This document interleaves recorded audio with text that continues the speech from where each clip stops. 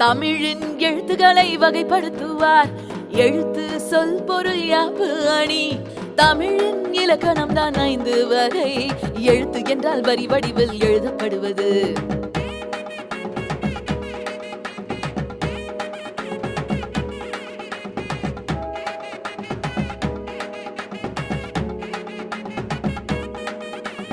அ இ உ ஏ ஓ என்னும் 5 எழுத்தும் குறுகி ஒலிக்கும். ஆ இ உ ஏ ஐ ஓ என்கின்ற 7 எழுத்தும் நீண்டு ஒலிக்கும். மாத்திரை என்பது கால அளவு. குறில் எழுத்து 1 மாத்திரை, நெடில் எழுத்து 2 மாத்திரை, மெய் எழுத்து 18 அரை மாத்திரை.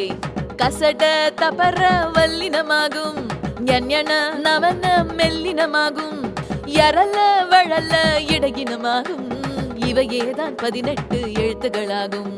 மெய் எழுத்தும் உயிரெழுத்தும் சேர்வதனால் உயிர்மெய் எழுத்துகள் உண்டாகுமே. 18 மெய்யும் 12 உயிரும் உயிர்மெய் எழுத்துக்களாய் இங்கே உள்ளன.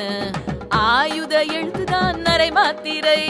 எழுத்துகள் 2 வகையாகுமே. 12 உயிரெழுத்தும் 18 மெய்யும் ஆக மொத்தம் 30 முதல் எழுத்துகள்.